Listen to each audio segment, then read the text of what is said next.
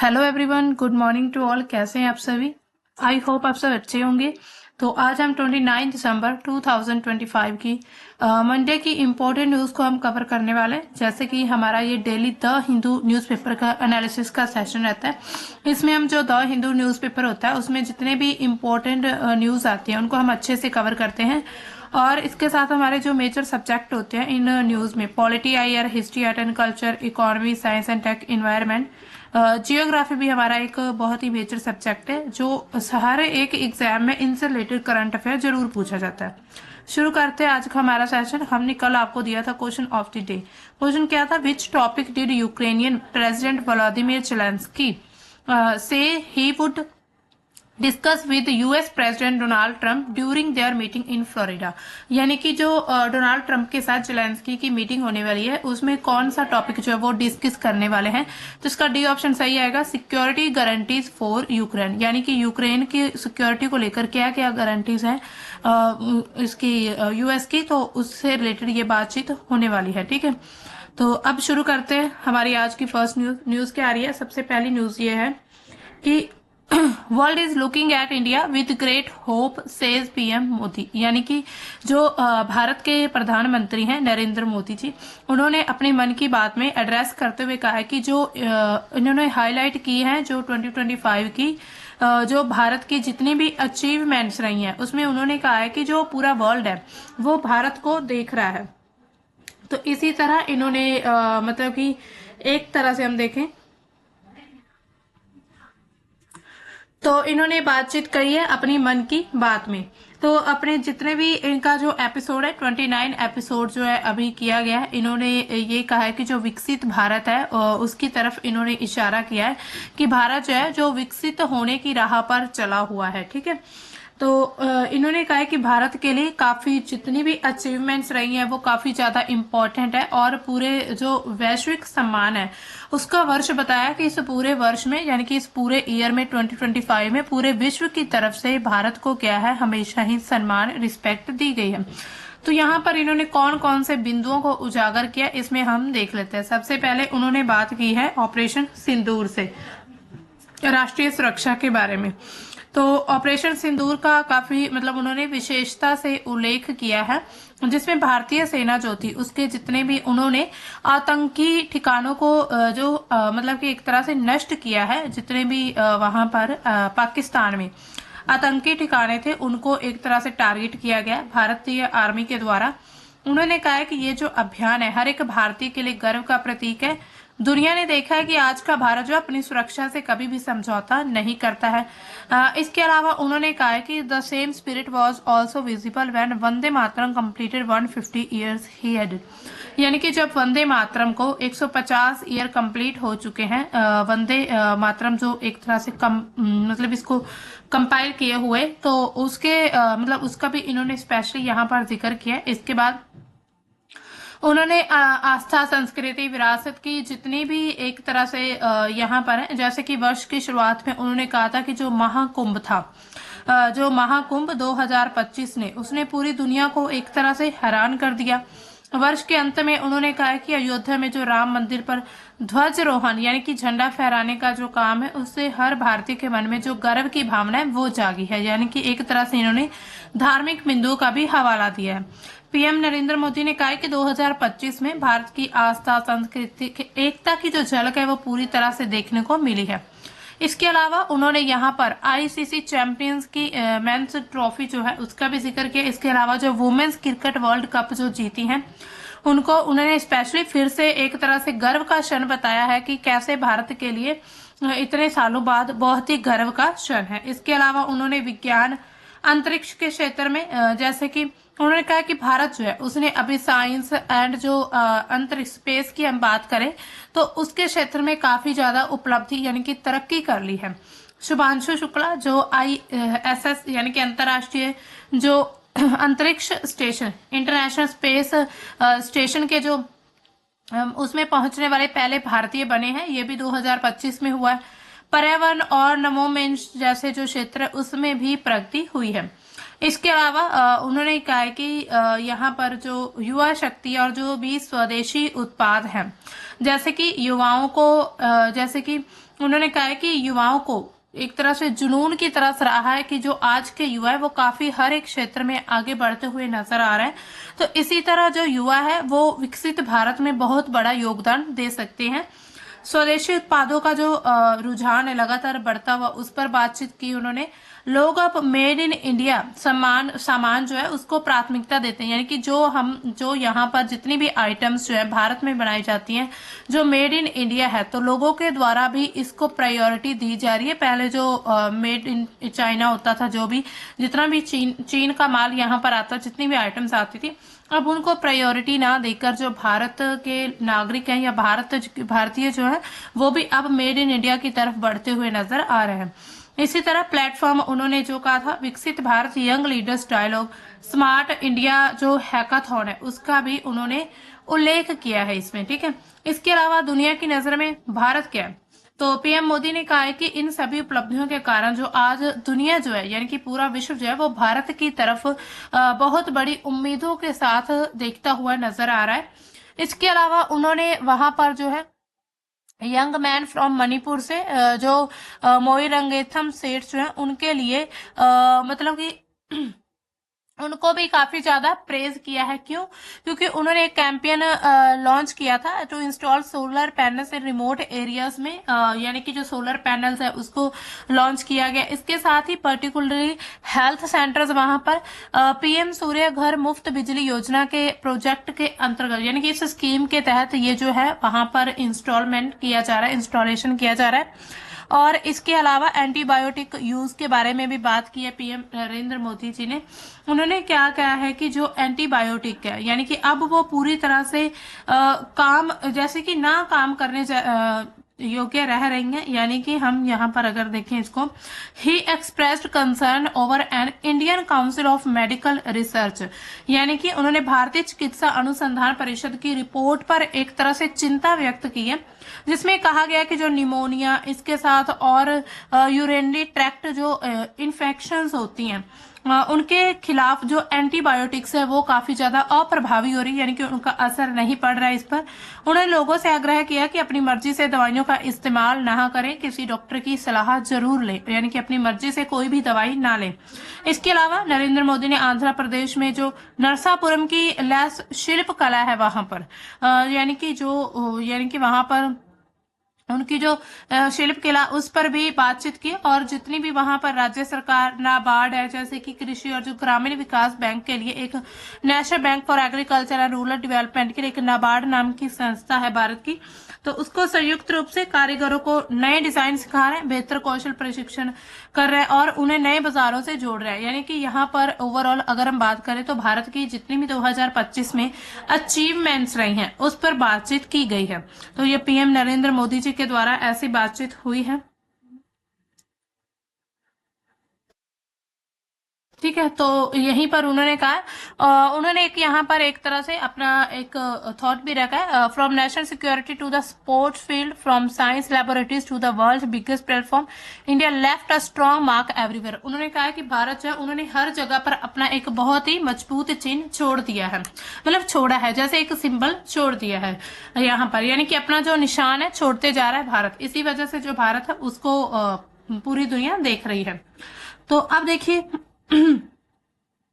यहाँ पर एडिटोरियल आज का हमारा जो linked civilisations a modern strategic partnership, यानी कि जो सिविलाइजेशन आपस में जितनी भी सभ्यताएं जुड़ी हुई हैं एक आधुनिक रणनीतिक साझेदार के रूप में काम कर रही हैं। तो कैसे?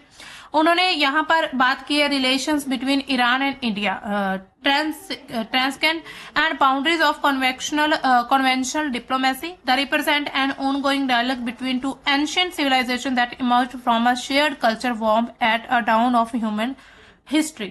Long before the Aryan tribes divided, one setting on Iranian plateau and other in the एक minute and other in the fertile plains of the Indus and Gangas. They spoke a related language, worshipped through similar myths and a held common world view. यहाँ पर क्या उन्होंने भारत और जितने भी बाकी देश है प्राचीन सभ्यता वाले, जिसमें उन्होंने ईरान की बात की स्पेशली, उसके साथ ही ग्रीस, इटली, मिस्र जैसे जितने भी देश आते हैं उनके साथ जो रणनीतिक संबंध है भारत के, यहाँ पर उसकी बात हो रही है। और इस पूरे एडिटोरियल को अगर हम हेडिंग से समझे तो समझ आता है कि दो सभ्यताओं से ऐतिहासिक जुड़ाव को आधार बनाकर आज की जो भू राजनीतिक रणनीतिक साझेदारी है उस पर बातचीत की जाएगी। तो इसमें अगर हम देखें आपस में जुड़ी जितनी भी सभ्यताएं हैं, तो प्राचीन काल से जो ईरान और बाकी जो देश हैं, मिस्र, ग्रीस जैसे, इटली जैसे, उनसे जितनी भी सांस्कृतिक, व्यापारिक, बौद्धिक आदान प्रदान उस पर बातचीत की।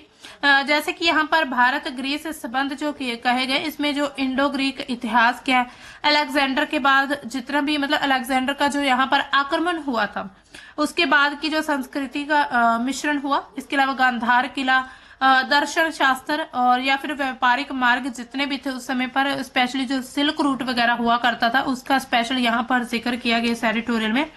इससे पता चलता है कि दोनों सभ्यताएं या फिर हम भारत की जब और किसी कल्चर यानी कि सिविलाइजेशन की बात करते हैं तो उनसे सदियों से एक दूसरे के साथ जुड़ी हुई हैं। प्राचीन जुड़ाव को आज के संदर्भ में जोड़ा गया कि वर्तमान में ये जो है ये रक्षा साझेदारी यानी कि रक्षा के क्षेत्र में एक दूसरे की साझेदार बनते जा रहा है। व्यापार, ऊर्जा प्रौद्योगिकी, समुद्री सुरक्षा और बहुपक्षीय मंच, जिसमें क्वाड जैसे जितने भी मंच हैं, इसके अलावा I2U2 जैसे यूरोपीय संघ के साथ आधारित है। ये जो चीन का लगातार प्रभाव बढ़ता जा रहा है या फिर पूरे विश्व की अस्थिरता उसके खिलाफ एक रणनीति बनाने के लिए संकेत करता है। इसके अलावा यहाँ एडिटोरियल में प्रमुख तर्क यानी कि लॉजिक क्या दिए गए हैं, यहाँ पर देखें तो प्राचीन संबंध जो है आधुनिक साझेदारी को वैधता और गहराई देते हैं। यानी कि अगर कोई काफी लंबे समय से किसी देश के साथ भारत के संबंध अच्छे बने हुए हैं, इट मीन्स कि उनके संबंध जो है वो समय रहते आधुनिक समय पर और ज्यादा गहरे हो सकते हैं। यानी कि एक तरह से नींव प्रदान की जाएगी। यह केवल भू राजनीतिक गठबंधन नहीं होता बल्कि लोकतंत्र, बहुलवाद, ज्ञान की खोज, इन सभी पर भी आधारित रहता है। इसके अलावा वैश्विक सत्र पर अगर हम देखें तो नियम आधारित व्यवस्था की रक्षा करता है। व्यापार निवेश को बढ़ाना, जिसमें हम फ्री ट्रेड एग्रीमेंट की बात करते हैं, व्यापार और निवेश को इनको बढ़ा दिया जाता है।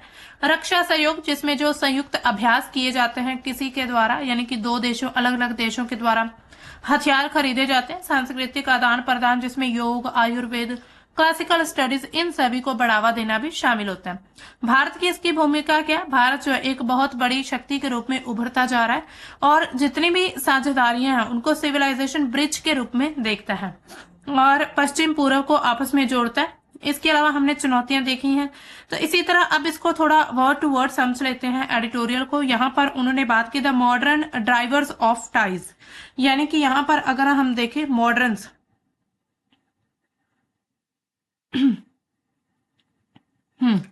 यहाँ पर संबंधों के आधुनिक चालक, यानी कि उन्होंने कहा कि आज की जो दुनिया इन टूडेज वर्ल्ड केवल अतीत की यादों के सहारे द्विपक्षीय संबंध जो है वो कायम नहीं रह सकते। यानी कि सिर्फ अगर हम देखें अतीत के आश्रय ही हम फ्री ट्रेड एग्रीमेंट, जितने भी द्विपक्षीय संबंध होते हैं, बायोलेटरल जितने भी रिलेशन रहते हैं, उनको हम ऐसे ही कायम नहीं रख सकते।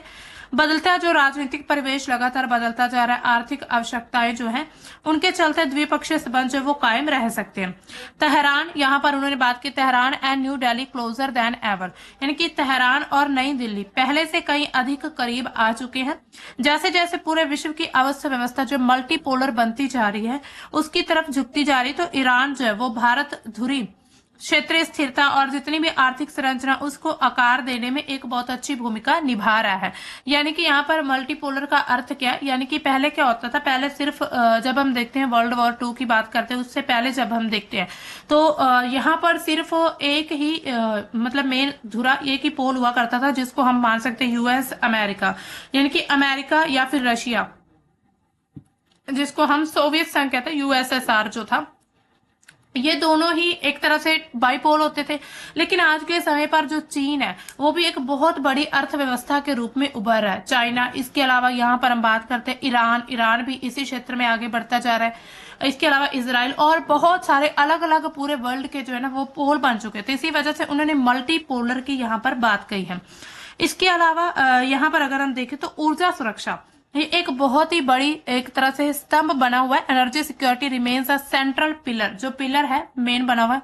India one of the fastest growing economies globally continue to rally significantly on oil and gas to fuel in industries। यानी कि जो भारत है विश्व स्तर पर सबसे तेजी से बढ़ती अर्थव्यवस्था में से एक है। अपने उद्योगों को चलाने के लिए इसे तेल गैस काफी हद तक यानी कि इन चीजों पर निर्भर है, यानी कि इन पर रिलाई करता है। विशाल जो जल कार्बन भंडार के साथ ईरान जो है वो भारत की दीर्घकालिक जितनी भी ऊर्जा की जरूरतें हैं, यानी कि लॉन्ग टर्म जो एनर्जी नीड्स हैं, तो उनको पूरा करने के लिए एक बहुत अच्छा भागीदार बना हुआ। इसके अलावा perhaps the most consequential arena of cooperation in transport and connectivity, India's participation in the development of the Chabahar port signals the strategic weight both nations attach to maritime gateway. यहाँ पर उन्होंने चाबहार बंदरगाह के विकास में भारत की जो भागीदारी है, दोनों देशों के द्वारा इस समुद्री मार्ग को दिए जाने वाला जो स्ट्रेटेजिक इंपॉर्टेंस है उसको भी दर्शाया गया। इसके अलावा यहाँ पर ईरान अंतर्राष्ट्रीय उत्तर दक्षिण परिवहन जो गलियारा है, यानी कि INSTC जो है उसको एक महत्वपूर्ण कड़ी बताया गया और ये एक बहुआयामी मार्ग है, यानी कि इसको मल्टी मॉडल रूट कह सकते हैं। इंडिया को कनेक्ट करने के लिए रशिया के साथ नॉर्दर्न यूरोप जो है थ्रू ईरान के जरिए, तो इसको एक तरह से मल्टी मॉडल रूट माना गया है INSTC। तो ये जो कॉरिडोर है अप्रोक्सीमेटली 40% छोटा है, मतलब शॉर्ट है, और 30% कॉस्ट इफेक्टिव है when compare to the traditional Suez नहर।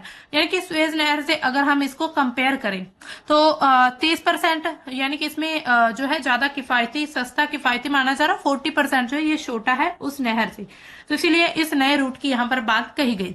इसके अलावा यहाँ पर सिक्योरिटी टेक्नोलॉजी की बात कही गई है। इसके अलावा अगर हम व्यापार के अलावा बात करें तो ईरान एंड इंडिया जो है वो अपने जो share mutual concern regarding regional security, यानी कि अपने क्षेत्रीय सुरक्षा को लेकर एक दूसरे के साथ जो है म्यूचुअल कंसर्न जो है वो एक दूसरे के साथ शेयर करते हैं।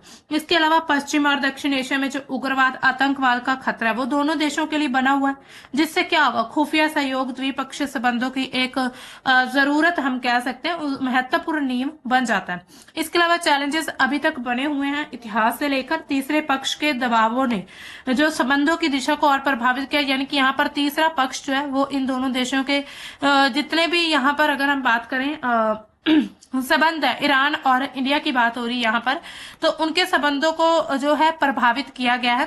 Yet India has often navigated these complexities by prioritizing its national interest with strategic prudence in an era marked by shifting power centers and rise of Asia। यानी कि ऐतिहासिक रूप से अगर हम देखें तो भारत ने फिर भी अक्सर रणनीतिक विवेक के साथ, यानी कि अपनी समझ के साथ अपने राष्ट्रीय हितों को प्रायोरिटी दी है, किसी भी देश के दबाव में नहीं आया है, और सत्ता केंद्रों में लगातार बदलाव और एशिया उदय के साथ भारत को जो है दोनों देशों के लिए स्थानीय मुद्रा के माध्यम से व्यापार करने जैसे जितने भी वित्तीय तंत्र है यहाँ पर, तो उनको मजबूत करना जरूरी बनाया गया ताकि बाहरी बाधा के प्रति जो है उस संवेदनशीलता को कम किया जा सके। यानी कि बाहरी जितनी भी बाधाएं हैं भारत के लिए, उन चीजों को यहाँ पर जो है एक तरह से खत्म करके भारत जो है वो सिर्फ अपने हितों को ही प्रायोरिटी दे सके। इसके अलावा यहाँ पर फ्यूचर क्या डिमांड करता है, तो भविष्य में क्या है विविधीकरण की आवश्यकता है, यानी कि डाइवर्सिफिकेशन की जरूरत है। डाइवर्सिफिकेशन की जो पारंपरिक तेल व्यापार के अलावा ज्ञान आधारित जितने भी उद्योग, सूचना प्रौद्योगिकी है, नैनो टेक्नोलॉजी यहाँ पर बात की गई है, इसके अलावा मेडिकल साइंस की, ये सब क्या कर सकते हैं, इसमें सहयोग होगा तो जो आर्थिक साझेदारी है उसके नए रास्ते खुल सकते हैं। इसके अलावा such collaboration can transform the relationships from transactional to innovation driven benefiting both societies. यानी कि इस तरह का जो सहयोग रहेगा अलग अलग देशों में या अलग अलग सभ्यता में, उसका लेन देन आधारित जितना भी नवाचार है वो सब कुछ बन सकता है। इससे दोनों ही सोसाइटीज को फायदा होने वाला है। इसके अलावा यहाँ पर उन्होंने बात की है ईरान एंड इंडिया में rightly be described as one soul in two bodies, यानी कि ईरान और भारत जो दो शरीरों में एक आत्मा की तरह से इसको वर्णित करना उन्होंने कहा काफी ज्यादा उचित रहेगा। United by history enriched by culture and positioned by geography to complement one another, यानी कि हिस्ट्री से ये दोनों इकट्ठा एकता के साथ, यानी कि ऐतिहासिक रूप से ये एक है।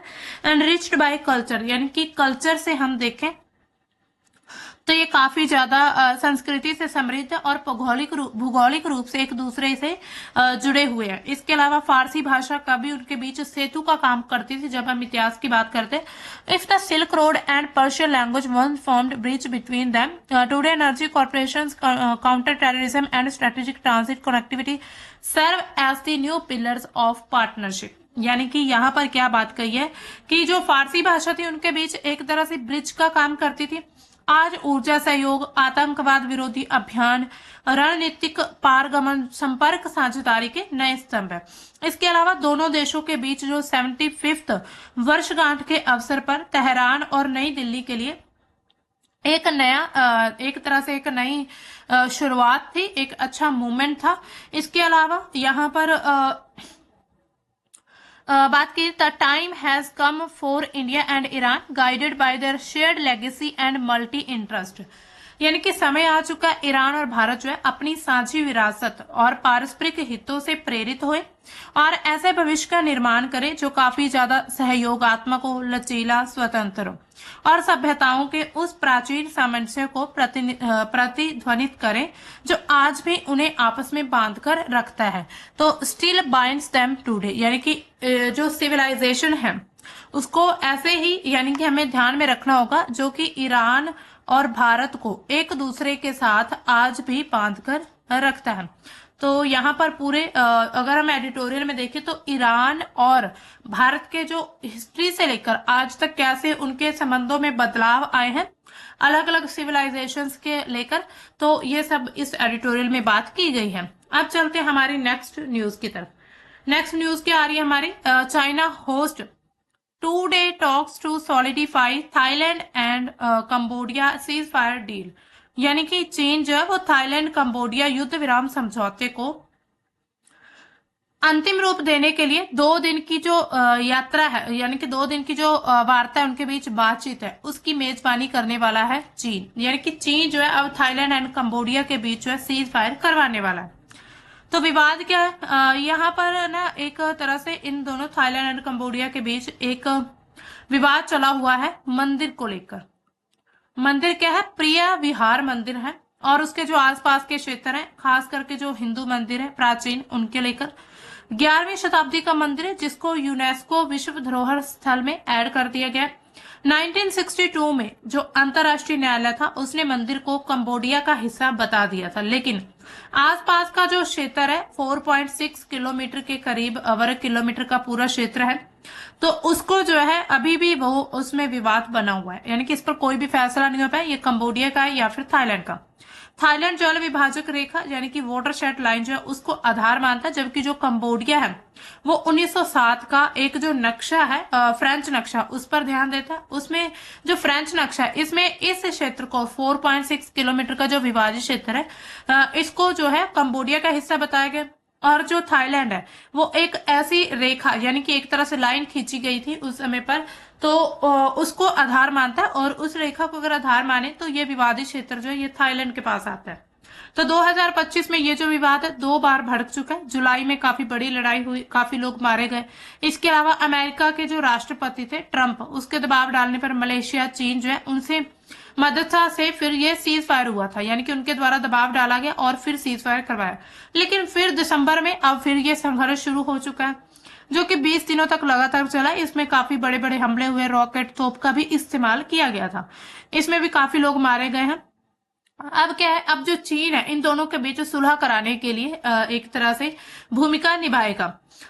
तो यहाँ पर अगर हम देखें, अगर चीन ऐसा करता है तो पूरे विश्व पर क्या प्रभाव पड़ने वाला। अब देखिए चीन जो है, पहले सिर्फ हम ट्रंप के बारे में सुनते थे कि अब वो सिर्फ सीज फायर कराता है, कभी उधर की करा दी कभी इधर की, हालांकि वो काफी खुद को बहुत ज्यादा क्रेडिट देते हैं डोनाल्ड ट्रंप। इसी तरह अब जो चीन है वो भी इस क्षेत्र में आगे बढ़ता हुआ नजर आ रहा है हमें। तो इसमें जो ये जो संघर्ष है आसियान की मध्यस्थता, यानी कि आसियान में ये थाईलैंड कंबोडिया दोनों कंट्रीज ही आती हैं, तो इनमें जो एकता है उसको बरकरार रखने के लिए आसियान में जुलाई में मलेशिया की अध्यक्षता में युद्ध विराम कराया गया था, लेकिन दिसंबर में फिर से लड़ाई शुरू हो गई। फिर आसियान की कमजोरी से जो क्षेत्रीय अस्थिरता वहां पर उस एरिया में पूरी इंस्टेबिलिटी लगातार बढ़ती गई। इसके अलावा दक्षिण चीन सागर जैसे जितने भी और विवाद है उसको भी और ज्यादा प्रभावित कर सकते हैं। अब देखिए अमेरिका और चीन की एक तरह से हम देखें तो इन दोनों की आपस में जो ये प्रतिस्पर्धा ये भी बनी हुई है, अमेरिका और चीन की। चीन और यूएसए की जो है ये प्रतिस्पर्धा लगातार बनी है। चीन की भूमिका क्या है? चीन ने इन दोनों देशों को अपना करीबी मित्र बताया है। इसके अलावा 2025 में यही दिसंबर में ही ये 2 दिन की बातचीत होगी, उसमें जो चीन है वो इसकी मेजबानी करने वाला, इसको होस्ट करने वाला। ये चीन की जो क्षेत्रीय प्रभाव बढ़ाने की एक तरह से रणनीति हो सकती है, जो कि BRI के तहत है, बेल्ट एंड रोड इनिशिएटिव। तो इसके जरिए ये पूरे वर्ल्ड पर, अगर हम देखें पूरे विश्व पर एक तरह से कब्जा करना चाहता है। अपनी जो आर्मी है वो हर तरह से इसने डिप्लॉय कर दी है। अमेरिका की भूमिका क्या रहने वाली है इसमें, यूएसए की? तो अमेरिका के जो राष्ट्रपति हैं डोनाल्ड ट्रंप, उन्होंने उनके दबाव से कहा जा रहा है कि ये सीज फायर की बातचीत हुई है। थाईलैंड जो है वो अमेरिका का सहयोगी माना जाता है, जबकि जो कंबोडिया है वो चीन का। यानी कि अब हम मान सकते हैं कि जो थाईलैंड और जो कंबोडिया है, इन दोनों के जरिए 2 विश्व की बड़ी शक्तियां जो है वो आपस में एक तरह से प्रतिस्पर्धा कर रही है, आपस में एक दूसरे के साथ जो है एक दूसरे की दिखाना चाहती है कि हमारे पास कितनी पावर है। तो दोनों जो है इनका एक अलग से ये मंच तैयार कर रही हैं, दोनों खुद मतलब अपने आप का एक दूसरे को अपने प्रभाव को जमाने के लिए। इसके अलावा मानवीय सांस्कृतिक प्रभाव भी यहाँ पर पड़ सकता है।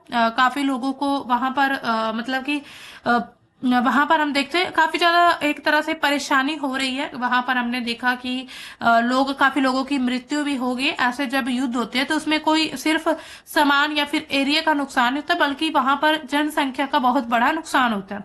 जो संयुक्त राष्ट्र मानव अधिकार है उसने नागरिकों की सुरक्षा पर चिंता जताई। हालांकि जो वहां पर गाजा में जो चल रहा था, इतना जो मतलब नरसंहार किया जा रहा था लोगों का, उसमें भी ये मानवीय राष्ट्र जो मानव अधिकार है, संयुक्त राष्ट्र मानव अधिकार, ये वहां पे बातचीत करता है, लेकिन पूरी तरह से उन सभी चीजों को लागू नहीं कर पाता था। हालांकि इसकी जो हम देखते हैं इनकैपेबिलिटीज लगातार बनी हुई हैं। इसके अलावा प्राचीन मंदिर जो है उसको भी नुकसान हो रहा है, जो कि पूरे विश्व की एक धरोहर स्थल बना हुआ है।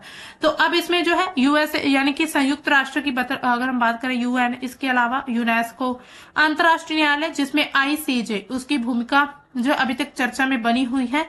इसके अलावा युद्ध विराम से बातचीत की उम्मीद तो बड़ी है, लेकिन इसका स्थायी रह पाना मतलब इसका स्थायी रह पाना जो है ये अभी तक बरकरार मतलब ये स्थायी रहेगा या नहीं, ये इन चीजों पर अभी भी सवाल जो है वो बने हुए हैं। ठीक है, तो अब देखते हैं आगे क्या होता है चीन की ये मेजबानी के बाद। अब चलते हैं हमारी आज की नेक्स्ट न्यूज क्या है। Airlines must enforce regulations without delay, cautions DGCA। DGCA ने अभी चेतावनी दे दी है कि जो एयरलाइंस है उसको नियमों को बिना देरी किए लागू करना होगा। यहाँ पर कौन से नियम की बात हो रही है, तो देखिए दोस्तों, The Directorate General of Civil Aviation (DGCA) has warned the lack of preparedness among airline operations in complying with guidelines issued by the regulator from time to time poses potential risk to aviation safety. यानी कि दिसंबर 2025 में भारत की सबसे बड़ी जो airline Indigo, उसके हजारों flights जो कैंसिल हुए, उससे क्या हुआ, यात्रियों को परेशानी हुई। इस संकट की जड़ जो है DGCA के द्वारा लागू किए गए जो नियम थे, FDTL, flight duty time limitations. DGCA ने एयरलाइंस को इन नियमों को बिना देरी किए किसी या छूट के सख्ती से लागू करने की चेतावनी दे दी है। लेकिन जो इंडिगो की तैयारी में कमी के कारण बड़ा हंगामा हुआ। तो अब देखिए, अब नए नियम जो हैं ये क्या थे, अब इनको समझ लेते हैं। ये नियम जो है पायलट क्रू मेंबर्स की थकान जो थी, यानी कि उनको एक तरह से रेस्ट देते थे पायलट और क्रू मेंबर्स को, उनको कम करने के लिए जनवरी 2024 में जारी किए गए, लेकिन निर्देश पर जो है ये जुलाई 2025 से इनको जो है लागू किया गया था। और अगर हम देखें नवंबर से पूरी तरह से ये लागू हो चुके थे, नवंबर 2025 से। उसके बाद वहां पर क्या हुआ कि एक तरह से वहां पर स्टाफ की कमी होने लगी। इसकी वजह से काफी ज्यादा फ्लाइट जो है वो कैंसिल करने पड़े। इसके अलावा सबसे बड़ा असर जो देखा गया, दिल्ली, मुंबई, बेंगलुरु, हैदराबाद जैसे बड़े एयरपोर्ट है उस पर सबसे ज्यादा हमें असर देखने को पड़ा।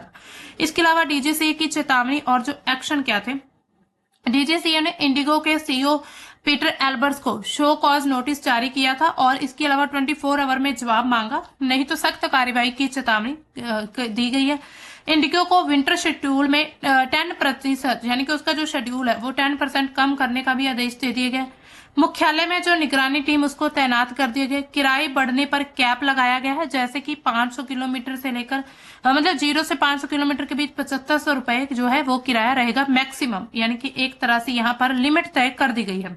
इसके अलावा दिसंबर के लास्ट में जांच रिपोर्ट सबमिट की गई। इंडिगो की प्लानिंग की जो मुख्य कमी थी उसको कारणों को बताया गया। भारी पेनल्टी एक्शन की संभावना भी यहाँ पर बनी रही है।